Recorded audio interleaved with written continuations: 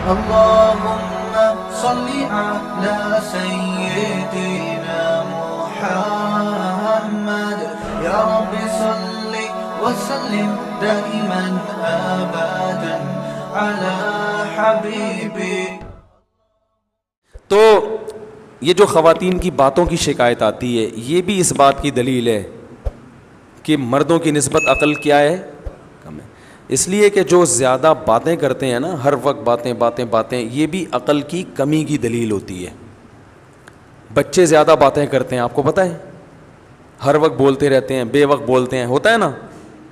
بچوں کو دیکھا ہے نا، کچھ نہ صبح اٹھتے ہی کچھ نہ کچھ بولنا جب وہ میچور ہوتے ہیں خاموش. جیسے جیسے انسان میچور ہوتا رہتا ہے اس میں خاموشی کا عنصر بڑھتا چلا جاتا ہے، یہاں تک کہ بالکل خاموش.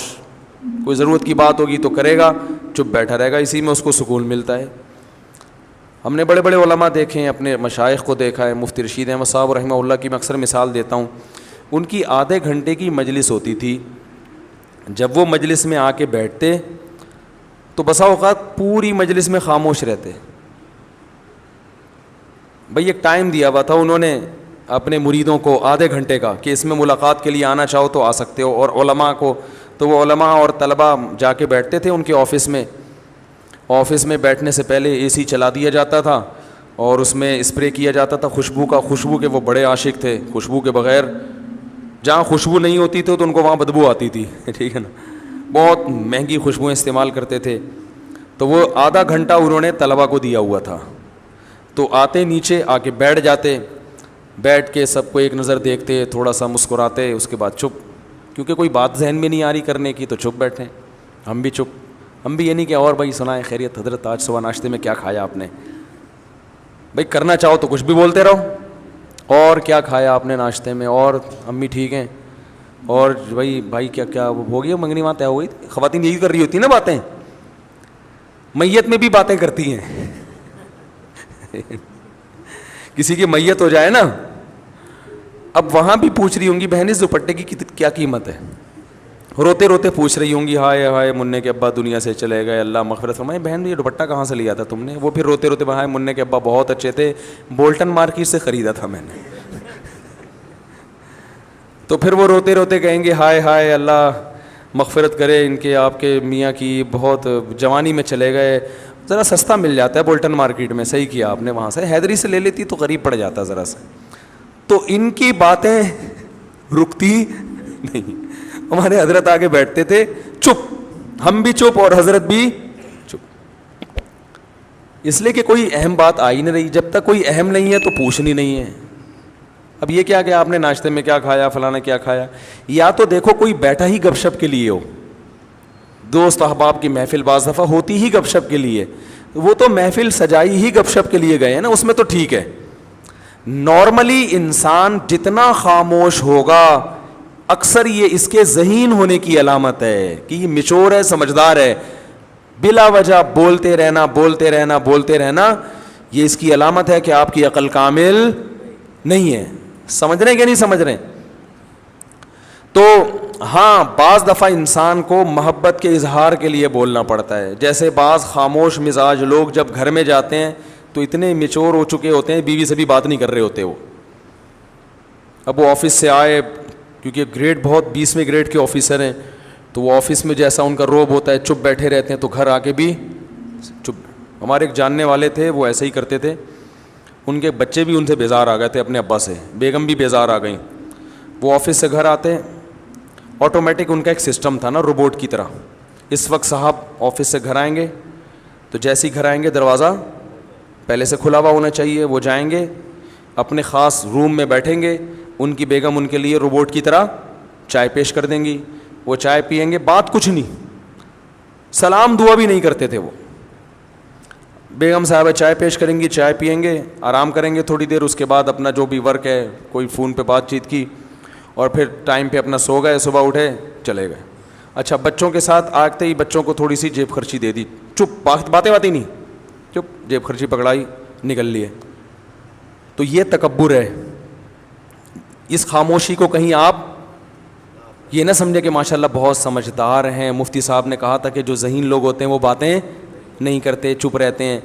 تو بھائی جہاں بولنے کا موقع ہو وہاں بولنا چاہیے. اللہ میرے والد صاحب کی مغفرت کرے, ہمیں والد صاحب کے انتقال پہ اتنا افسوس ہوا, گھر کی رونق ختم ہو گئی. کیونکہ جب وہ آتے تھے بات چیت کرتے تھے, لطیفے جو میں اکثر بیان میں سناتا ہوں والد صاحب سے سنے ہوئے ہم نے, تو گھر میں جب آپ جائیں تو بیوی بچوں کے ساتھ گپ شپ لگائیں. یہ گپ شپ محبت کے اظہار کے لیے ہوتی ہے, اس میں کوئی وجہ نہیں ہوتی. ویسے جب بات چیت کریں نا تو آفس میں ریزرو رہا کریں, بلا وجہ بات چیت چپ کر کے بیٹھو بھائی, یہاں کام کی بات ہے تو کرو, نہیں تو پتلی گلی سے نکلو. اب جیسے مجھ سے بھی کوئی ملنے کے لیے آئے, کوئی کام کی بات ہے, تو مجھے بھی میں کہتا ہوں بھائی اس کام کی بات کو فوکس کرو, ایران توران نہ جاؤ. فون میں نے ریسیو کر لیا کسی کا, وہ ایران توران شروع کر دیتے ہیں.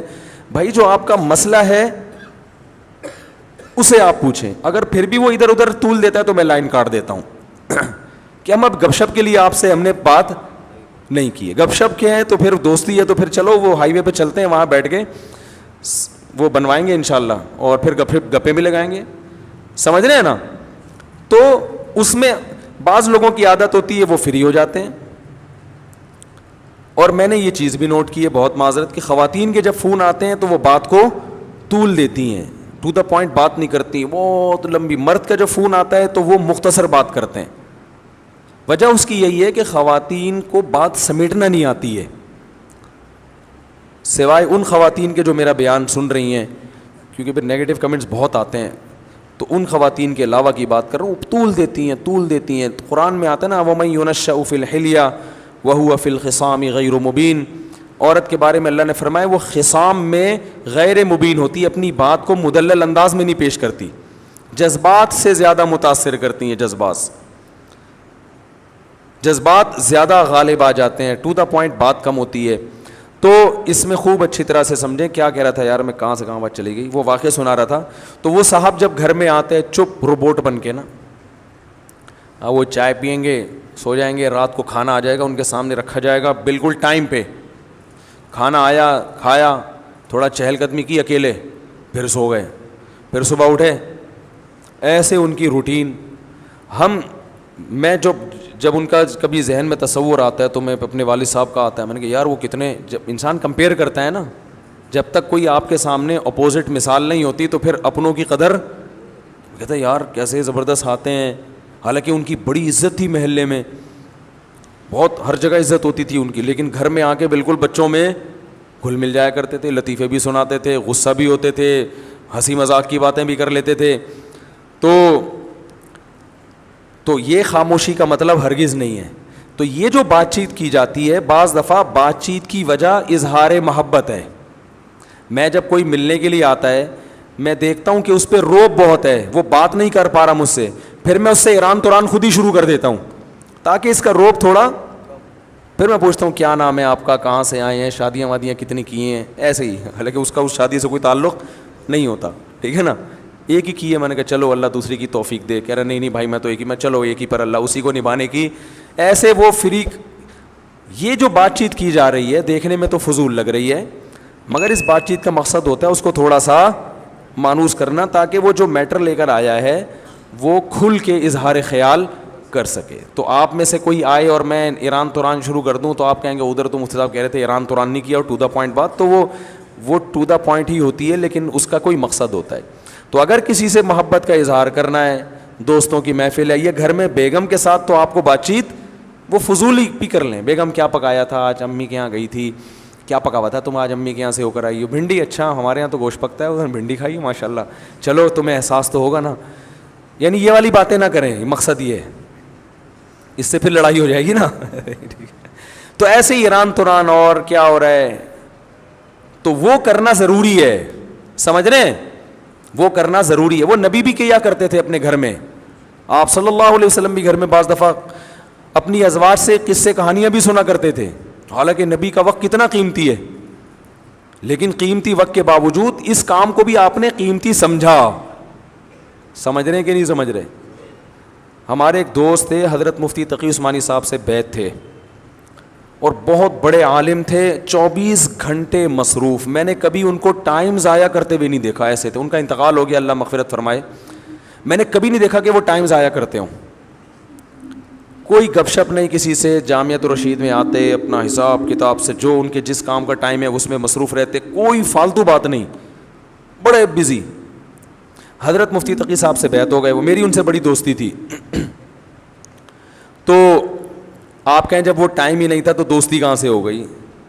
تو دوستی ایسے ہی ہو جاتی ہے کہ بھئی ہم گاڑی میں اکٹھے جا رہے ہیں, جامعہ کی گاڑی میں اس وقت جایا کرتی تھی, اس میں بھی وہ اپنے معمولات پورے کرتے تھے بس میں نا, یعنی معمولات بس کے دوران ٹائم پورے ہوتے تھے. تو وہ ہفتے میں ایک دفعہ میری گھر والوں سمیت مہینے میں ایک دفعہ دعوت کیا کرتے تھے, اور بھی جان پہچان, تو اس سے ہماری دوستی مضبوط ہو گئی. تو اس دعوت میں گپ شپ ہی ہوتی تھی, وہ تو ظاہر ہے دعوت ہے نا, اس میں اب تھوڑی کہ مسائل بیٹھ کے حل کریں گے, لیکن ویسے ہر وقت ٹائم کے پابند.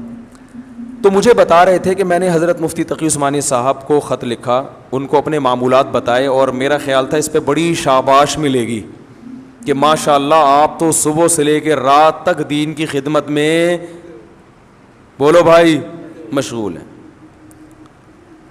کہہ رہے ہیں انہوں نے جواب میں خط لکھا کہ اس میں بیوی بچوں کے لیے ٹائم کہاں ہے؟ صحیح ہے نا, یہ تو آپ صبح سے مدرسہ, تدریس, تحقیق کا کام, فتاوی, بیان ہے بھائی, یہ سارے سلسلے تو ہو گئے آپ کے, بیوی بچوں کا ٹائم کہاں ہے؟ تو بھائی وہ انہوں نے بتایا میں رات کو بیوی بچوں کے ساتھ ہی سوتا ہوں. انہوں نے کہا دن میں وہ تو سونے کا ٹائم ہے نا, وہ تو ہر آدمی سوتا ہے, آپ نے کون سا, یعنی میں مفتی تقی صاحب کی یہ الفاظ نہیں ہے, میں اپنے الفاظ میں بیان کر رہا ہوں. انہوں نے فرمایا کہ اس میں بیوی کا ٹائم کہاں ہے, خاص طور پر ان کی اہلیہ کے بارے میں کہا, بیگم کا ٹائم کہاں ہے, اس کو کتنا ٹائم دیتے ہو دن میں؟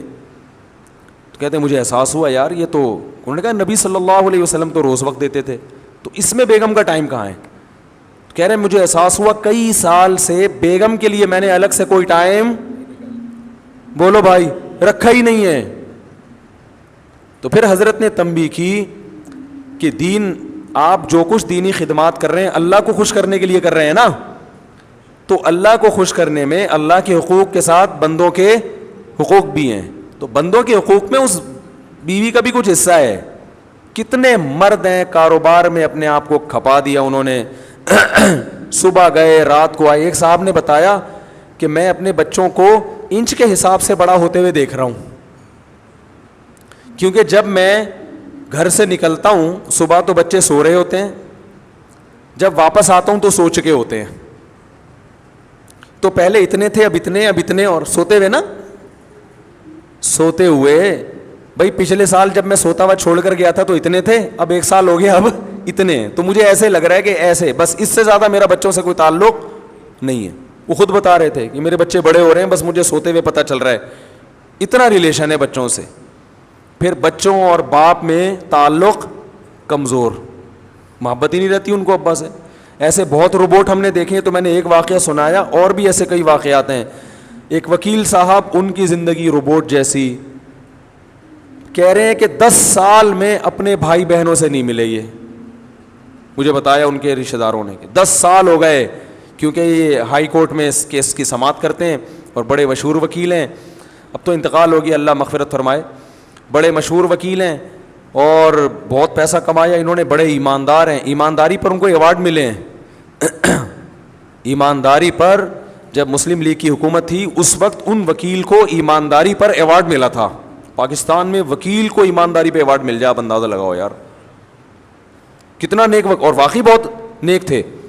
کبھی کرپشن نہیں, کوئی جھوٹا کیس نہیں لیا. جو بھی مجرم آتا تھا پہلے اس سے پوچھتے تھے, یعنی مجرم تو نہیں, جو بھی کیس آتا تھا پہلے اس سے پوچھتے تھے کہ غلطی, پہلے خود ٹریس کرتے تھے کہ یہ کرپٹ تو نہیں ہے, کہیں ظلم اس کی طرف سے تو نہیں ہے. جب پتہ چلتا تھا بھائی اس پہ ظلم ہو رہا ہے, پھر وہ کیس لیتے تھے, اور کوئی کیس وہ ہارے نہیں تھے کبھی بھی.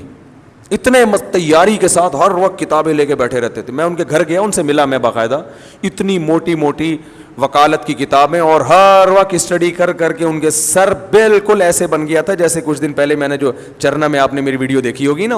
اب اللہ کا شکر ہے اوپر کے حالات ویسے خطرناک الحمدللہ نہیں ہیں, بہت ڈینجرس حالات تھے اس زمانے میں اوپر کے.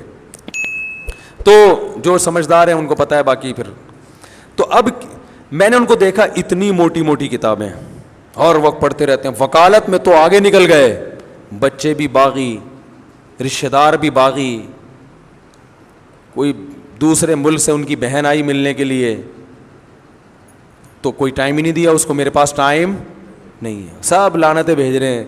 تو یار یہ کون سی زندگی ہے؟ حکومت آپ کو ایوارڈ دے رہی ہے لیکن رشتہ دار آپ سے ناراض ہیں, تو کیا اللہ خوش ہوگا؟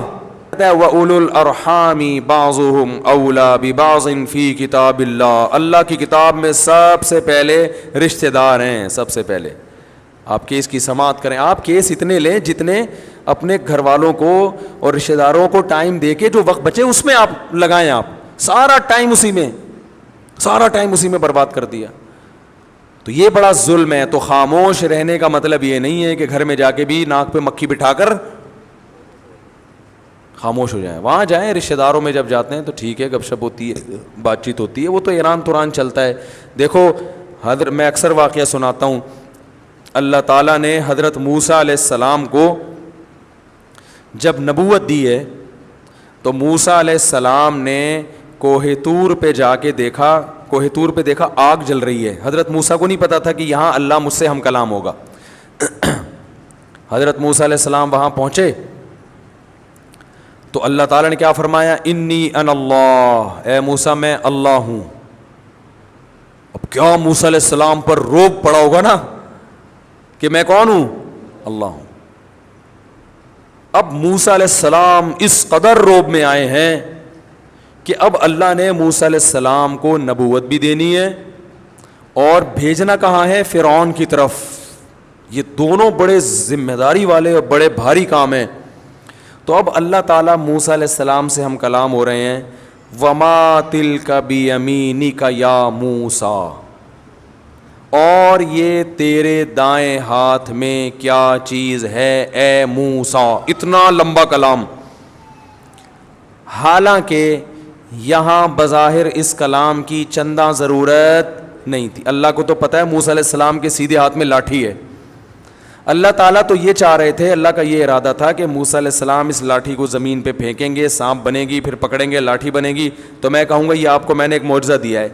اس کے لیے اتنا کافی تھا کہ اللہ موسیٰ علیہ السلام سے کہتے کہ اے موسیٰ آپ پیغمبر بن گئے ہیں, فرعون کے پاس جائیں, اس کو تبلیغ کریں, بتائیں کہ میں اللہ کا نبی ہوں, دلیل مانگے تو یہ لاٹھی اس وقت زمین پہ پھینک دینا, یہ سانپ بن جائے گی, ختم.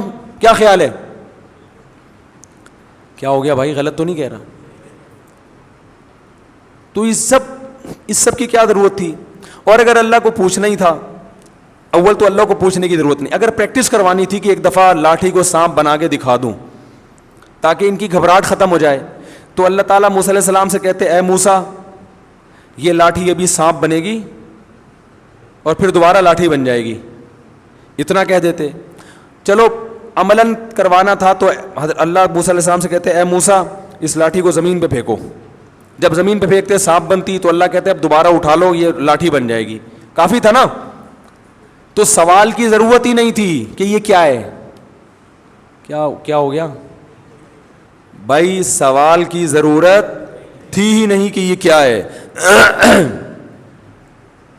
ڈائریکٹ اللہ کو تو پتہ ہے نا. اللہ کو جب یہ پتہ ہے کہ یہ فرعون بچوں کو قتل کر دیتا ہے اور میں نے موسیٰ, اللہ تو سب شروع سے دیکھتا آ رہا ہے موسیٰ علیہ السلام کو کہ موسیٰ کی ماں میں کے دل میں میں نے کیسی محبت ڈالی, فرعونیوں کے دل میں. موسیٰ کی ماں کو میں نے کہا صندوق میں ڈالو.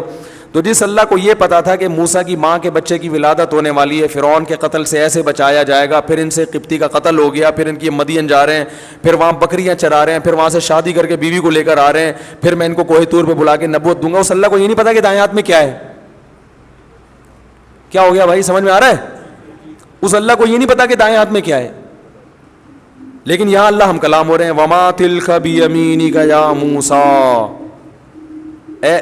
اے موسیٰ اور یہ تیرے دائیں ہاتھ میں کیا چیز ہے. اول تو اے موسیٰ کہنے کی ضرورت ہی نہیں ہے. اتنی دیر سے کلام کس سے ہو رہا ہے؟ اتنی دیر سے موسیٰ علیہ السلام سے ہی بات ہو رہی ہے, تو پھر تو آپ کر کے بات کی جاتی ہے, آپ بتائیں. یا یہ بلکہ کچھ بھی نہیں کہا جاتا, یہ کیا ہے. اور اگر پوچھنا ہی اول تو یا موسیٰ کہنے کی ضرورت نہیں تھی. دوسری بات, دائیں ہاتھ کا تذکرہ کرنے کی ضرورت نہیں تھی. ہم جب کسی سے پوچھتے ہیں ہم کہتے ہیں واٹ از دس, یہ پوچھتے ہیں نا یہ کیا بھائی, یہ کیا ہے, پوچھتے ہیں نا یہ کیا لے کے گھوم رہے ہو آپ, ایسا ہی ہو نا. اور واو کی ضرورت نہیں, اور کی ضرورت بھی نہیں ہے. اور دائیں ہاتھ میں کیا ہے بھائی, ہاتھ میں کیا لے کے گھوم رہے ہو, دائیں ہاتھ میں. کتنا لمبا سوال. وما تلکا بیمینک, اور یہ کیا ہے تیرے دائیں ہاتھ میں اے موسیٰ. تو ممکن ہے کچھ لوگ کہے, آپ کہہ رہے ہیں خواتین بہت لمبی بات کرتی ہیں, تو یہاں تو موسیٰ علیہ السلام بھی اتنی لمبی, اللہ بھی اتنی لمبی بات کر رہے ہیں, حالانکہ اللہ کو اس کلام کی ضرورت نہیں تھی. بھائی اللہ اس لیے اتنی لمبی بات کر رہے ہیں کہ موسیٰ پر روب کم ہو جائے, کچھ بات چیت تو ہو. اور اللہ کو موسیٰ علیہ السلام سے محبت بھی ہے, تو محبت کا بھی تقاضا ہوتا ہے کہ کلام کو طول دیا جائے. تو خواتین جو یہاں بیان سننے آئی ہیں, اگر آپس میں ایک دوسرے سے عشق بہت زیادہ ہے, اتنی محبت, تو پھر لمبی باتیں کریں ٹھیک ہے, لیکن بھائی اگر ایسی کوئی کہانی نہیں ہے تو پھر بیان کو فوکس کریں. اصل میں یہ بتانا چاہ رہا تھا, سمجھ رہے ہیں, اتنی دیر سے میں سمجھانا چاہ رہا ہوں نا, یہ سمجھانا چاہ رہا ہوں, تو ظاہر ہے بیان کو فوکس کریں نا پھر. تو خیر اب یہ واقعہ مکمل کر دوں, بڑا دلچسپ ہے. تو وہ تو اللہ تعالیٰ مانوس کرنا چاہ رہے تھے موسیٰ علیہ السلام کو, اور محبت کا اظہار بھی کرنا چاہ رہے تھے کہ آپ سے محبت ہے تو کچھ بات چیت بھی تو ہو جائے نا اس بہانے. موسیٰ علیہ السلام فرعون کے پاس تو آپ جاتے رہیں گے, وہ تو کام ہوتا ہی رہے گا. تو موسیٰ علیہ السلام کی محبت کو بھی شے آ گئی, انہوں نے بھی ٹو دا پوائنٹ بات نہیں کی, جواب مختصر نہیں دیا. آپ سے کوئی پوچھے اور یہ تمہارے, آپ کا نام کیا ہے بھائی؟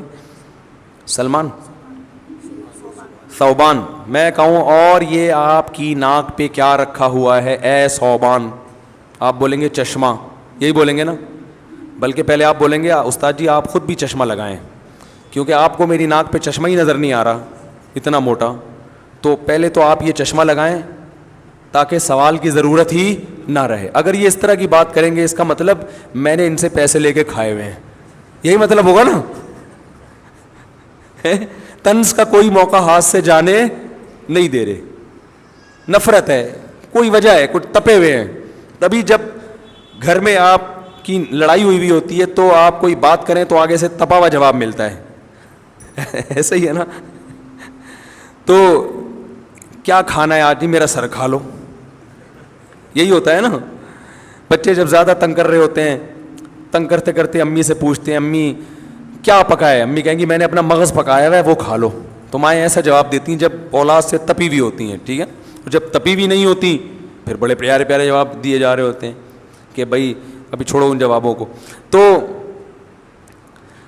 موسیٰ علیہ السلام کی محبت کو بھی شے مل گئی. موسیٰ علیہ السلام نے کہا جب اللہ اتنی لمبی بات کر رہا ہے تو پھر ٹو دا پوائنٹ جواب دینا یہ بے ادبی ہے. میں کسی سے پوچھ رہا ہوں آپ کا نام کیا ہے, آپ جواب میں کیا مفتی صاحب ٹو دا پوائنٹ بات کریں یار, ان چیزوں کو چھوڑیں. تو غصہ آ گیا, مفتی صاحب آپ کو فری کرا رہے ہیں یار, ہیں اس کا مطلب آپ ہم سے کیا ہیں, ناراض ہیں. تو یہی ہوگا نا اس کا مطلب. تو موسیٰ علیہ السلام نے دیکھا کہ بھائی اللہ خود ہم کلام ہو رہا ہے, تو موسیٰ علیہ السلام کا جواب یہ ہونا چاہیے تھا کہ لاٹھی. اور یہ کیا ہے؟ موسیٰ علیہ السلام کہتے ہیں لاٹھی ہے, ختم. موسیٰ علیہ السلام نے بھی لمبی پوری تفصیل شروع کر دی. قال ہی عصایا, یہ میری لاٹھی ہے. حالانکہ اللہ نے کس کی ہے یہ پوچھا تھا ہی نہیں, کہ جواب میں یہ بھی پتہ چل گیا کہ لاٹھی. اول تو موسیٰ علیہ السلام کو پتہ ہے جس اللہ کو میرے بارے میں سب کچھ پتہ ہے وہ یہ کیوں پوچھ رہا ہے کہ لاٹھی ہے یا نہیں ہے. تو بڑا جب کوئی سوال پوچھا کرے نا تو آپ کو پتہ ہے کہ اس کو جواب پتہ ہے, پھر بھی جواب بولو بھائی دے دینا چاہیے, یہ ادب کا تقاضا ہے. تو یہ میری لاٹھی. ایک واقعہ میں اکثر سناتا ہوں نا, ایک بوڑھے نے اپنے بیٹے سے پوچھا, دیوار پہ کوا بیٹھا ہوا تھا, بیٹا یہ کیا ہے؟ بیٹے نے کہا ابو کوا ہے. پھر اس بوڑھا بھول گیا بیچارہ, پھر پوچھا بیٹا یہ کیا ہے؟ اس نے کہا ابو کوا ہے. پھر تیسری دفعہ پوچھا تو ابا آپ کو اس کے علاوہ اور کوئی کام نہیں آتا کیا؟ میرا دماغ کھائے. یہ آج کی نئی نسل ہے ایسی, بھائی 100 دفعہ پوچھے 100 دفعہ جواب دو. تو وہاں کوئی بیٹھا ہوا تھا جو اس کا بچپن جانتا تھا, اس نے کہا دیکھ جب تو چھوٹا بچہ تھا نا یہی باپ تجھے گود میں لے کے بیٹھا تھا. بچے بھی بار بار سوال پوچھتے ہیں, تو نے 20 دفعہ پوچھا تھا یہ کیا ہے, اور تیرے باپ نے 20 دفعہ بتایا تھا کہ یہ کیا ہے. بچے جتنا بھی سوال پوچھیں ماں باپ پریشان نہیں ہوتے, ہر دفعہ دیتے رہتے ہیں, محبت ہوتی ہے. لیکن یہی بچہ جب جوان ہوتا ہے اسے اپنے بوڑھے ماں باپ سے وہ محبت نہیں رہتی, اس لیے ان کے الٹے سوالات پر, دادی نانی کی الٹی باتوں پر بار بار تفتیش پر اس کو غصہ آتا ہے. یہ بہت بڑا تکبر ہے, یاد رکھو, بہت بڑا کبر ہے. اس کی سزا دنیا میں ملتی ہے. بوڑھا باپ, بوڑھی ماں, بوڑھی دادی, بوڑھی نانی, بوڑھے نانا, بوڑھے دادا, ان کے ساتھ یہ کچھ بھی کر لیں, آپ کو ان سے کے سامنے چڑچڑا پن, غصہ اور نفرت, اور یہ کہ جیسے وہ ہوتا ہے نا الجھن کا شکار ہونا, کیا ہے یہ, اس طرح کے اسرائیل کرنے کی آپ کو اجازت نہیں ہے. نرم, بہت نرم پڑ جاؤ, بہت نرم, غصہ نکال کے رکھا کرو ان کے سامنے, اور یہ سوچ کے آیا کرو یہ صحیح کریں تو بھی ٹھیک ہے, غلط کریں تو بھی ٹھیک ہے, بس ان کا غلط بھی صحیح ہے. یہ شریعت کی تعلیمات ہیں. ہاں ان کے کہنے سے کسی پہ ظلم نہ کرو, وہ ایک الگ بات ہے. تو موسیٰ علیہ السلام نے جواب میں کیا کہا؟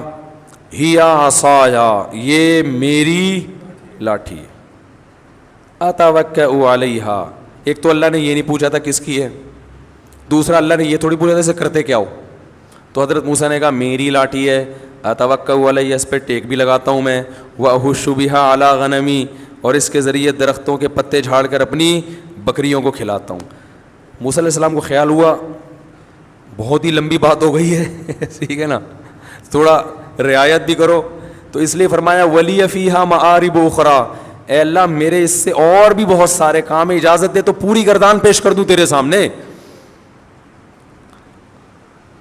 یہ ادب سکھایا جا رہا ہے ہمیں, ادب, کہ بڑا جب کوئی بات کرتا ہے تو اس کے لیے لاجک کا سمجھ میں آنا ضروری نہیں ہے. ان کا تقاضا ہے کہ ان کو جواب دو, آپ پوچھ رہے تو جواب دو. تو اپنے جیسوں سے آپ اس طرح کی بات کر سکتے, یار تو میرے سے میرا سوال کیوں پوچھ رہے ہیں بھائی, تو کیوں پوچھ رہا ہے, تو میرا نام کیا کرنا ہے, تو نے شناختی کارڈ میں کوئی یا کوئی ایف آئی آر کٹوانی تو نے میرے بارے میں, ٹھیک ہے نا. تو ولی فیہا معارب اخری, اور اللہ میرے بہت سارے اور بھی کام ہیں. اللہ کو پتا تھا, اللہ نے کہا کہ میں مقصد یہ تھوڑی ہے کہ کیا کیا کرتا ہے, اصل میں تو جو میں چاہ رہا تھا آگے اللہ نے کہا القیہا یا موسیٰ, اے موسیٰ اسے زمین پہ ڈال دے. یہ تمہید کے بعد, تاکہ روب ختم ہو اور محبت کی چنگاری بھڑک جائے.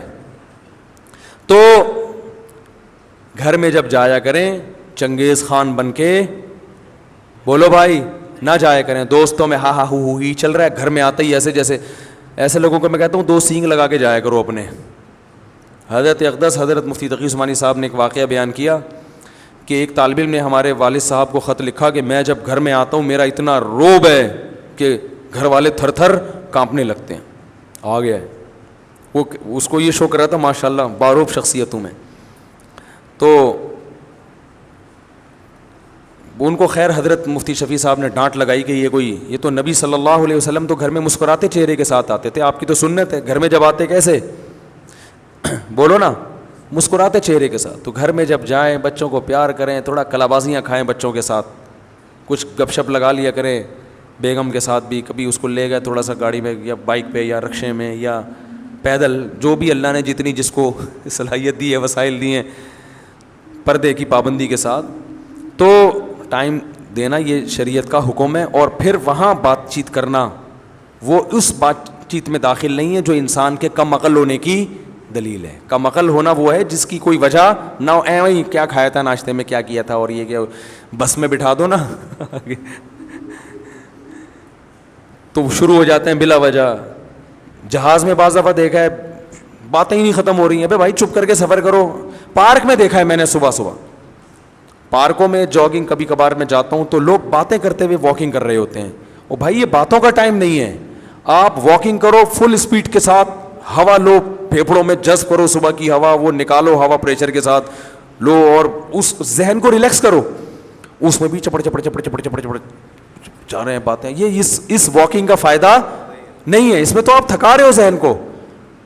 تو واکنگ میں تو میں دیکھتا ہوں مرد بھی باتیں کر رہے ہوتے ہیں اور خواتین بھی. خواتین واکنگ وہ بھی باتیں ہی نہیں ختم. بھائی اس کو چھوڑ دو تھوڑی دیر کے لیے یار, سکون میں آؤ, فوکس کرو اپنی واک کو, اسپیڈ سے واک کرو, جسم تھکے, پسینہ نکلے, اور ہوا آپ کے پھیپھڑوں میں.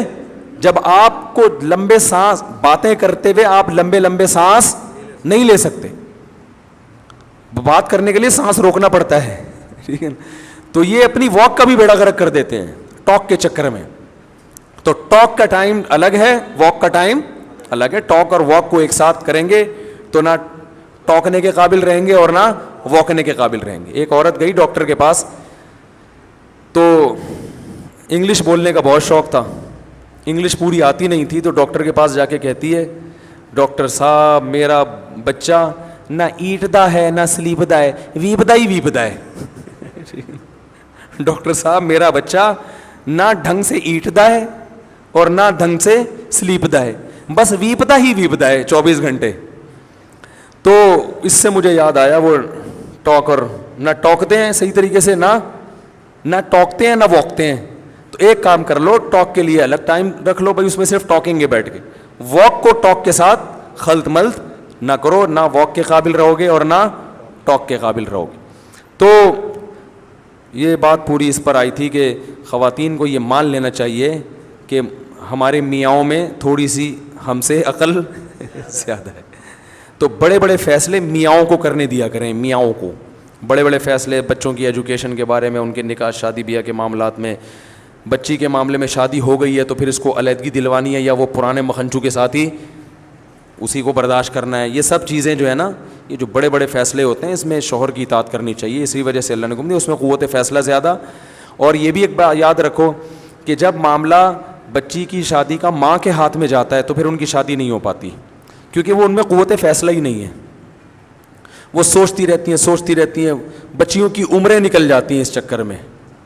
باپ میں ڈیسیجن پاور وہ پلس مائنس کر کے نا, اس کی پازیٹیو چیزیں نیگیٹو چیزیں دیکھ کے تول کے جلدی فیصلہ کر لیتا ہے کہ یہ مناسب ہے یا نہیں.